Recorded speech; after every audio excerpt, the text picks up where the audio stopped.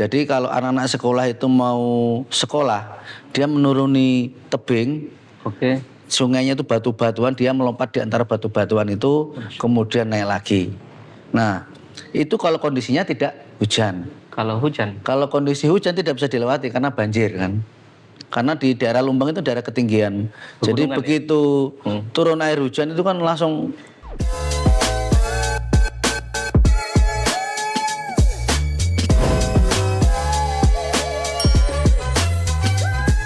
Assalamualaikum warahmatullahi wabarakatuh. Waalaikumsalam warahmatullahi wabarakatuh. Salam sejahtera untuk kita semua.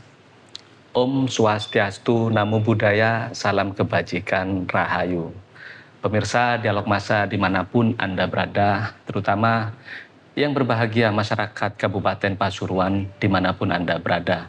Hari ini Alhamdulillah kita akan berbincang tentang tema yang amat dekat dengan masyarakat, terutama masyarakat Kabupaten Pasuruan. Kita akan bicara tentang pembangunan, beragam pembangunan yang sudah dilakukan oleh pemerintah kita Republik Indonesia tentunya dan juga pemerintah daerah. Tetapi yang unik dan menarik untuk kita bincang hari ini ialah tentang sinergitas antara unsur-unsur yang ada di bangsa itu sendiri. Hari ini kita akan bicara tentang hadirnya dan sinerginya TNI dalam mendukung proyek-proyek pembangunan pemerintah Indonesia. Dan hari ini kita sudah didampingi langsung oleh Komandan Kodim 0819 Pasuruan, Bapak Dandim Letkol Infantri Boga Bramiko M. Han. Ya. Apa kabar Bapak? Baik, alhamdulillah. Terima kasih waktunya. Ya, di tengah kesibukannya tentunya ya. Ya. Apalagi hari-hari ini kita ada sedikit musibah ya di Bromo sana.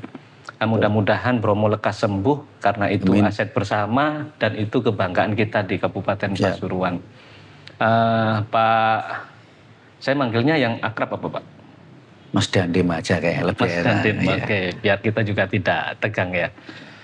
Mas Dandim ya kita sedang bicara tentang sinergitas ya. Ternyata hal-hal hari-hari ini kita temui bahwa melalui pemerintahan yang dipimpin oleh Presiden kita Prabowo Subianto ya, TNI banyak sekali turun mendukung masyarakat dan pembangunan terutama Pemda, pemerintah daerah. Ya, kita akan berbincang sinergi-sinergi tersebut hari ini Pak ya.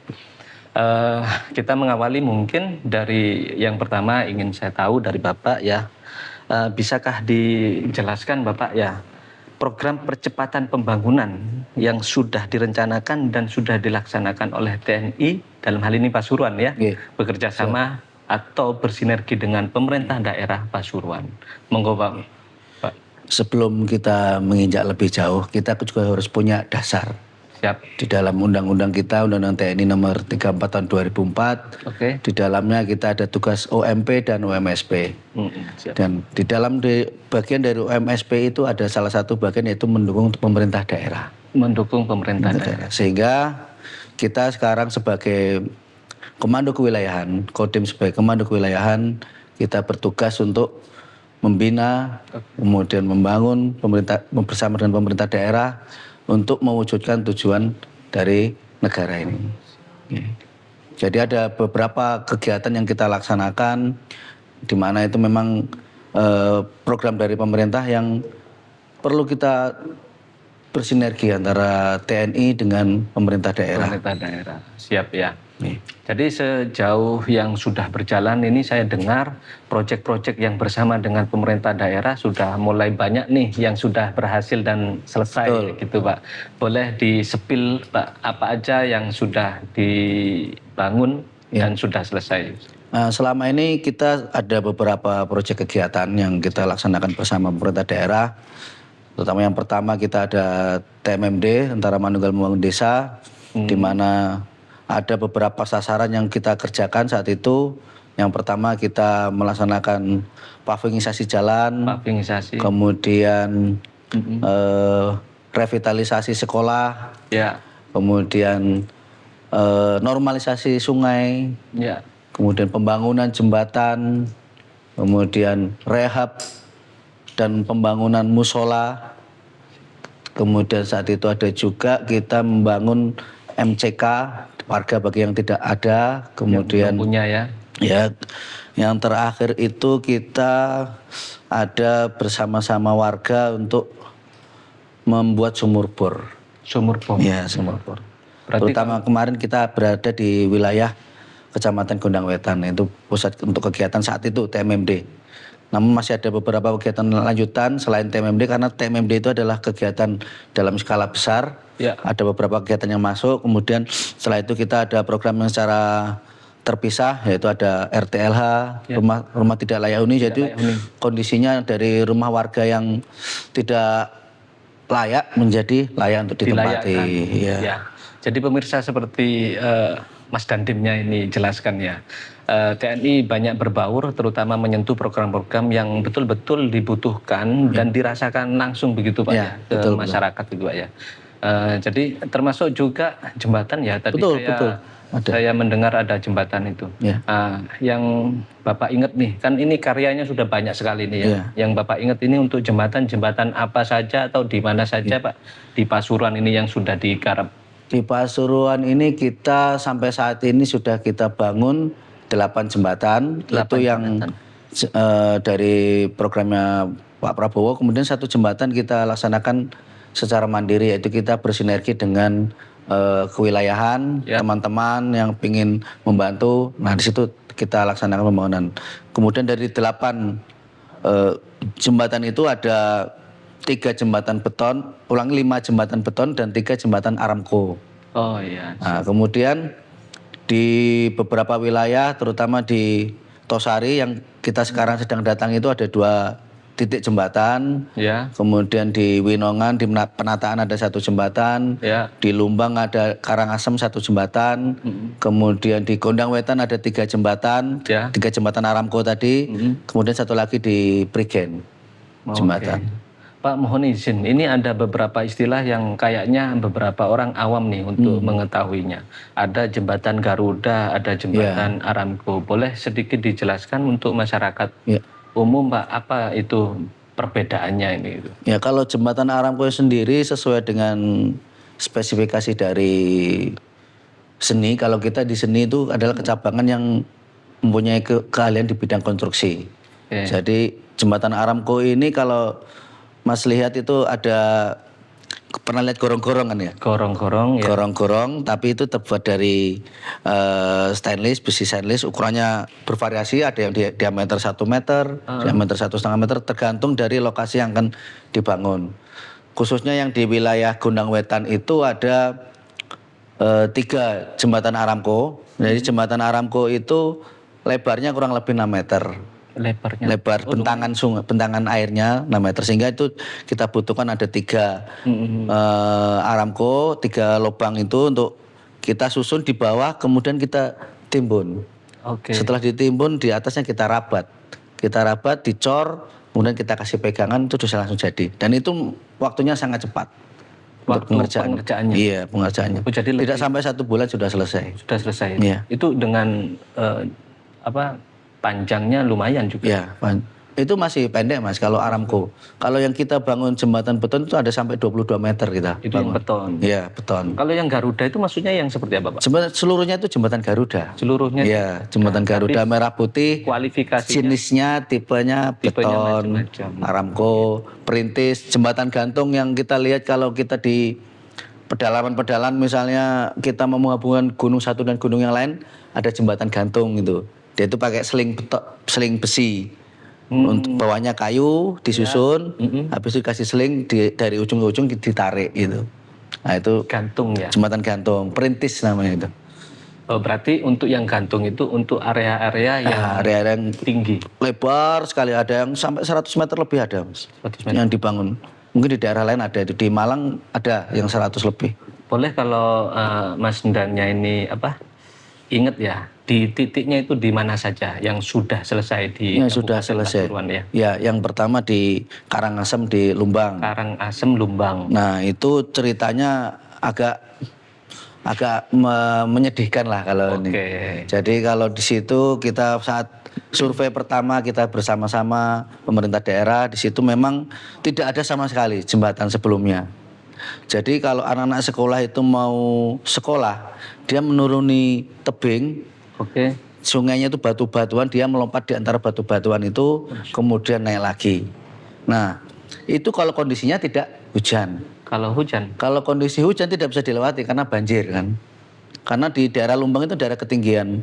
Jadi Pegunungan ya? begitu turun air hujan itu kan langsung kencang, tidak bisa diduga. Rawannya kalau pas setelah hujan tapi belum ada banjir, begitu anak-anak nyebrang tiba-tiba datang banjir kan berbahaya. Sehingga anak-anak itu muter ke bawah, jalan kaki ke bawah lewat jembatan yang sudah ada dari pemerintah sudah lama tapi agak jauh mutar ya. Wah, Kalau kita kan pengen yang praktis ya. Selain memudahkan yang anak sekolah juga para petani juga. Petani juga menggunakan daerah itu untuk bekerja ke ladangnya. Ladangnya berada di seberang dari jembatan itu. Jadi aktivitas masyarakat banyak di situ ya, mulai Banyak. dari pendidikan ataupun juga rutinitas ya warga ya. Betul. Nah, jadi sebelum ada jembatan itu ya mau nggak mau ya Ya. turun itu ya, Betul. tebing itu ya. Betul. Nah, jadi itu kapan selesainya itu? Sudah selesai Mas. Sudah Itu selesai. Sudah selesai. Kira-kira bulan April itu sudah selesai. April kemarin berarti kalau sekarang Agustus sudah Sudah dipakai. dipakai. Ya. Luar biasa. Nah, ini yang harus menjadi catatan bersama dan harus masyarakat paham ya. Jadi ada kerja-kerja hasil dari sinergi TNI dan dan Pemda yang betul-betul dirasakan langsung oleh masyarakat, terutama mereka-mereka yang di daerah terpencil kayak gitu ya. Ada yang lebih heroik lagi Mas. Di mana itu? Di Tosari. Tosari lebih tinggi lagi. Lebih tinggi lagi di antara gunung-gunung. Bawahnya lembahnya juga dalam-dalam. Nah itu ceritanya lebih ya menyentuh lagi. Dari warga itu sangat antusias sekali di sana itu Mas. Jadi sebelum kita membangun kan kita harus menyiapkan sarana prasarannya dulu. Akses jalan. Saat itu jalan tidak bisa dimasuki oleh kendaraan roda 4, tidak bisa. Untuk mengirimkan bahan material. Material. Sehingga apa yang dilakukan, kita seperti kalau bahasa itu menggergaji gunung. Nah itu loh. Wah. Dipangkas gunung itu untuk bikin akses jalan. Dan itu bersama-sama dengan warga seluruhnya. Seluruhnya ikut situ. Sampai partisipasi ya. Mungkin sampai 1 minggu untuk penyiapan itu. Sekarang saya monitor terus, saya dari ini laporan dari Dan Ramil, Babinsa bahwa kita sudah mengerjakan penyiapan untuk akses jalan. Akses jalannya saja. Jadi itu dipakai manual itu, tidak pakai alat, karena alat tidak bisa masuk. Alat tidak bisa masuk. Cangkul, ya itu yang digunakan cangkul, sabit dan lain-lain. Dan ini sampai 1 minggu untuk penyiapan 2 titik tersebut, karena ada di Ngadiwono dan Sedaeng. Itu lokasinya juga lokasi dari jalan raya itu masih kurang lebih 2 kiloan lah Mas itu. Loh. Tapi itu sangat digunakan untuk warga di situ. Karena warga di situ kan mata pencariannya banyak petani. Petaniannya di lereng-lereng Gunung Bromo itu, pinggiran-pinggiran itu. Dan mereka setiap hari menyusuri setiap hari lewat itu, betul. Memang saat itu sudah ada jembatan bambu ya. Tapi jauh dari kelayakan untuk lewat. Tiba-tiba ini karena kekuatannya kan tidak ada. Jadi hanya anyaman bambu melintas gitu aja, tidak ada pengamannya sama sekali. Oke. Nah itu beton itu Pak ya. Sekarang jadi beton itu, masyarakat udah seneng banget itu di sana. Oke ya. Jadi ini mengharukan ini ya. Iya itu agak dramatis. Jadi bagaimana sinergi antara masyarakat itu betul-betul diwujudkan di masa pemerintahan hari ini ya. TNI hadir, ya Pemda hadir, masyarakat pun diajak bersama-sama. Karena memang kalau kita sendiri-sendiri kayaknya nggak mampu Pak ya. Betul Mas. Betul. Jadi memang sinergi ini sangat vital ya. Nah, kalau yang di situ termasuk jembatan beton ya? Ya itu beton. Yang Aramco di Gondang Wetan. Nah, itu kalau dari penjelasan tadi kayaknya di daerah-daerah yang pegunungan aja. Kalau yang di daerah dataran. Ya ini yang Aramco. Ya, karena sungainya kan tidak terlalu lebar. Lebarnya kurang lebih 5-6 meter itu. Nah, kebanyakan kalau Aramco ini digunakan warga untuk ke lokasi pertanian. Jadi yang awalnya itu kalau nanti kita bisa lihat videonya itu, dia jalannya hanya menggunakan saluran besi yang besar, punyanya mungkin gas atau apa gitu. Jadi cuma nyebrang gitu aja, meniti saluran besi itu. Nah itu kita buat sampingnya jembatan Aramco, sehingga warga pada saat dia panen dia tidak kesulitan untuk membawa hasil panennya. Iya. Karena jembatannya sudah lebar, sudah 2 meter. Bahkan dia bisa menggunakan kendaraan roda 3 itu bisa untuk Tosa bisa. Tosa bisa masuk sana. Sebelumnya ya dia mikul satu-satu meniti itu saja, kan agak ngeri juga itu. Bawahnya sudah air. Apalagi yang dibawa dia kan berat kan. Kalau satu karung aja udah 50 kilo kan udah lumayan itu. Oke. Kalau titik-titiknya yang di daerah lain selain mungkin daerah barat itu ada apa Pak yang Daerah barat di Prigen Mas. di Prigen? Iya di Prigen. Itu Di Prigen sama. ya sama dia akses jembatan antar desa kalau itu yang kita hubungkan itu di sana. Ya jembatannya awalnya ya jembatan kondisinya kurang layak, kita perbaiki, kemudian jalan-jalannya kita perbaiki juga untuk akses masuk ke sana. Pak, ini saya penasaran ya, mungkin juga masyarakat kita ingin tahu proses sejak awal ya. Artinya kan ini koordinasinya kan lintas sektor ya. Iya. Jadi bagaimana sih awal-awalnya itu, bagaimana untuk menyamakan persepsi sama Pemda, Iya. terus supaya semua pihak itu berpartisipasi, itu barangkali bisa diceritakan. Jadi begini Mas ya, kalau penentuan titik jembatan mana yang akan kita kerjakan, kemudian bagaimana kita kolaborasinya, ya saat itu kita memang dapat perintah untuk mendata dulu jembatan-jembatan atau titik-titik mana yang membutuhkan jembatan. Oke. Kemudian setelah kita luncurkan anggota kita Babinsa yang ada di tiap desa, kita himpun data tersebut, kemudian kita komunikasikan dengan pemerintah daerah. Dari pemerintah daerah apakah jembatan ini sudah masuk dalam program Pemda untuk dibangun. Oke. Nah, sehingga kalau pada saat Pemda menyatakan Pak ini belum masuk dalam APBD kita untuk dilaksanakan pembangunan, nah berarti itu kita bisa laksanakan. Oh begitu. Gitu iya. Jadi ya. Jadi data itu kan banyak itu Mas. Dari Kementerian Dalam Negeri itu sudah punya daftar satu Indonesia ini untuk jembatan mana yang dibutuhkan oleh warga. Nah dari pemerintah mengakomodir mana yang masuk prioritas misalnya, karena mungkin mulai dari tahun kemarin sampai tahun sekarang kan sudah ada efisiensi anggaran.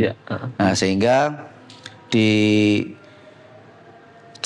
tempat-tempat jembatan yang mungkin dari pemerintah daerah belum urgen atau belum ini bisa kita kerjakan. Namun kalau menurut saya tidak ada jembatan yang tidak urgen, seluruhnya urgen. Namun karena keterbatasan dari pemerintah daerah saat itu, dengan adanya kita di sini untuk mensupport untuk membangun jembatan tersebut sangat terbantu. Sehingga kita sama berkolaborasi dengan pemerintah daerah. Jadi menyumpal yang kosong-kosong. Iya, betul. Ini tentunya dari proyek-proyek yang cukup banyak ini akhirnya melibatkan banyak prajurit ya. Betul. Bagaimana dampak bagi prajurit itu sendiri? Apakah tidak mengganggu misalkan tugas-tugas yang sudah tertupoksikan sebelumnya atau tidak Pak? Bagaimana menjelaskan? Sebenarnya itu juga masuk dalam tupoksi kita Mas. Oh gitu. Karena Babinsa kita dan Ramil kita yang berada di wilayah, di situ adalah anggotanya ya warga itu. Apapun yang dikerjakan oleh Babinsa bersama warga itu adalah tupoksinya. Kalau kita lihat ada misalnya serapan gabah, ada ketahanan pangan, ada sumur bor, seluruhnya pasti akan bersinergi dengan warga di situ. Jadi apapun kegiatan anggota kita di wilayah itu pasti akan mendukung tupoksi kita. Jadi sama sekali tidak mengganggu rutinitas ya, malah memang seperti itu. Itulah kewajiban kita untuk turun di situ, turun langsung di lapangan. Kalau semboyannya Pak Prabowo negara hadir. Di tengah warga, disitulah hadir ya di tempat-tempat ya. Saya sangat tertarik itu tadi tentang programnya tidak hanya di jembatan, ada MJK juga ya. Artinya memang bukan mau brandingan ya, tetapi memang ingin memilih mana sih yang betul-betul urgent di masyarakat untuk kita support seperti itu ya. Bagaimana Pak pengalamannya sejauh ini, baik Bapak sendiri atau misalkan dari prajuritnya bercerita ke Bapak tentang antusias atau testimoni lah dari masyarakat dengan hadirnya TNI di tengah-tengah masyarakat tersebut Pak? Ya testimoninya kalau sejauh ini warga itu sangat antusias sekali. Bahkan udah bertanya lagi Pak, kapan lagi kita ada kegiatan seperti ini Pak? Contohnya kita yang di wilayah Lekok itu, seluruh kades di wilayah Lekok itu sangat hafal sama Pak Dandim gitu. Pak Dandim datang, ini ada apa lagi nih kegiatannya gitu. Kita bangun jembatan, rutilahu rumah. Kalau tidak layak huni itu ada dokumentasinya, kita itu kondisinya pernah ada salah satu rumah itu ya kalau kita bilang sangat tidak layak Mas. Oke. Jadi kalau kita mau masuk rumah itu kita harus nunduk. Jadi bayangkan pintunya setinggi apa pintunya. Siap. Kemudian dalamnya cuma satu ruangan tok, lantainya lantai tanah, dindingnya dinding kayu, belakangnya dinding bambu. Dan itu digunakan yang bersangkutan untuk ngajar ngaji di situ, Mas. Dengan kondisinya seperti itu, beliaunya masih bisa untuk ngajar ngaji. Nah, itulah yang kita benar-benar kita cari sasaran-sasaran yang tepat, sasaran untuk warga yang sangat membutuhkan. Betul ya. Jadi tidak asal comot programnya, Betul. tetapi memang diseleksi. Kita survei betul-betul, Mas. Kalau memang tidak terlalu layak ya kita alihkan ke yang lebih Ya. urgent seperti Betul. itu ya. Yang sangat-sangat membutuhkan Sangat-sangat warga. membutuhkan ya. Pak, ini menarik sekali. Nanti mungkin bisa kami tayangkan ya di dalam podcast ini. Ya. Kita tayangkan videonya. Boleh, bagaimana sangat boleh. aktivitas-aktivitas Ya. yang tadi disebutkan seperti proses Jembatan, gotong royong ya. jembatan, ya rumah tidak layak huni, Ya. MCK itu. Sumur bor Ya, itu menarik gitu. Nanti kita masukkan dalam video ini untuk bersama menjadi tontonan kita. Ya, karena ini kebanggaan ya, bagaimana apalagi sekarang momentumnya itu kan kemerdekaan. Ya, betul. 81 tahun Indonesia merdeka, bahwa kebersamaan yang sudah terbangun oleh para pahlawan terdahulu sampai hari ini dipertahankan dan diwujudkan dengan betul seperti itu. Pak, ini saya segmennya karena tidak panjang ya, saya mohon izin ke Mas Dandim ya. Itu jadi untuk menjaga program-program ini ke depannya masih bisa berkesinambungan, artinya tetap terjaga istiqomahnya, bahasanya kayak gitu, Pak. Betul. Bagaimana strateginya, Pak? Nah, ini strategi ini salah satunya yaitu kemanunggalan TNI dengan rakyat. Kemanunggalan TNI dengan rakyat. Dari kemanunggalan TNI dengan rakyat itu apa? Bahwa jembatan yang sudah kita bangun itu kan milik bersama, milik warga bersama. Ya. Kalau jembatan itu kita jaga, kita pelihara dengan baik, otomatis kan akan memudahkan warga dalam berkegiatan, beraktivitas. Sehingga itulah kita sama-sama saling menjaga, mendukung. Kalaupun nanti akan ada umur, pasti kan ada bangunan, namanya bangunan. Tapi kita berharap puluhan tahun lah itu kita bangun untuk bisa bertahan, bisa digunakan warga.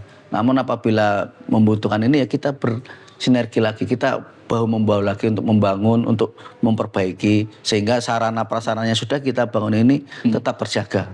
MCK sama kemudian musola ya. Yang sudah kita renovasi, kemudian gitu ya. Kemudian RTLH dan lain-lain. Itu kita harus saling membantu, saling bahu-membahu menjaga, merawat ya sampai dengan tidak ditentukan, unlimited ya. Jadi sampai kapanpun kebersamaan ini harus kita jaga agar Republik Indonesia yang kita banggakan ini bisa menjaga semboyannya, bersatu kita teguh, bercerai kita runtuh. Ya. Tanpa itu pembangunan kita apa daya, kita tidak akan maju. Mungkin di penghujung ini saya minta Mas Dandimnya untuk memberikan pesan buat masyarakat, terutama khusus masyarakat di Kabupaten Pasuruan ya, tentang kenasionalisan atau tentang kebersamaan, supaya ini kan event kemerdekaan ya. Ada pesan lah yang bisa diterima oleh masyarakat kita, terutama terkait hadirnya TNI di masyarakat. Ya. Monggo. Terima kasih Mas. Mungkin ini kita harus bisa merefleksikan diri kita dulu, bahwa TNI ini lahir itu kan dari rakyat. Dulu tidak ada, sebelum tahun 45 itu ada TNI, ada ini belum ada. Di situ baru ada Laskar, baru ada Peta, Heiho dan lain-lain itu semuanya, tapi kerucutnya di satu, yaitu mewujudkan kemerdekaan. Sehingga antara rakyat kemudian pejuang-pejuang kita bersatu padu untuk mewujudkan kemerdekaan. Nah, sekarang setelah merdeka, kita sudah 81 tahun merdeka. Itu sudah bukan waktu yang sebentar, waktu yang cukup lama. Proses dari kita beberapa kali pemerintahan dan lain-lain, pembangunan yang sampai sekarang, ya kalau kita lihat sangat signifikan. Nah, kita sekarang sudah dalam posisi, ibaratnya kita berlari sudah berlari nih. Sudah bukan dari start lagi, kita sudah di tengah berlari untuk mewujudkan masyarakat yang adil dan makmur. Masyarakat yang adil dan makmur. Sesuai dengan cita-cita Bapak Presiden kita, kita harus mesejahterakan warga kita, masyarakat kita. Sehingga kita harus sama-sama saling mendukung. Kita di sini TNI, satu institusi negara, kita tidak ada keperpihakan, kita netral. Kalau disampaikan kita posisinya kan netral. Siapapun ataupun pemimpin kita harus loyal, kita harus melaksanakan seluruh perintah yang diberikan. Nah, dari warga harusnya saling mendukung, membantu kita. Apa yang bisa sumbangsinya diberikan oleh warga kepada kita, bukan berarti sumbangsi itu harus berupa nominal, uang dan lain-lain, tidak. Tapi dengan mendukung, mensupport, membantu kita, itu sangat berarti bagi kita. Sehingga setelah adanya kemanunggalan TNI dengan rakyat itu, saya yakin negara kita pasti akan maju lebih cepat. Kita bisa mencapai pertumbuhan ekonomi yang lebih baik lagi. Oke, menarik sekali ya pesan dari komandan kita. Mudah-mudahan pesan ini bisa sampai ke masyarakat Kabupaten Pasuruan dan menjadi prinsip untuk dipegang bahwa kita harus manunggal ya. Indonesia harus bersatu, jangan bercerai-berai. Semua unsur termasuk TNI, Pemda, masyarakat harus bersatu ya. Gotong royong dalam segala kebutuhan, dalam segala permasalahan. Jika kita bercerai-berai, apapun masalah dan kendalanya kita sulit untuk menyelesaikannya. Betul. Bersama podcast bersama Komandan Kodim 0819 Pasuruan dan Dim Letkol Infanteri Boga Bramiko M. Han, mungkin cukup sampai di sini. Terima kasih atas waktunya, mudah-mudahan bermanfaat. Kita mungkin akan kembali lagi dalam podcast-podcast berikutnya dalam tema-tema yang menarik lainnya. Terima kasih semuanya. Akhir dari kami, Mas Ali Dialog Massa. Wassalamualaikum warahmatullahi wabarakatuh. Waalaikumsalam warahmatullahi wabarakatuh.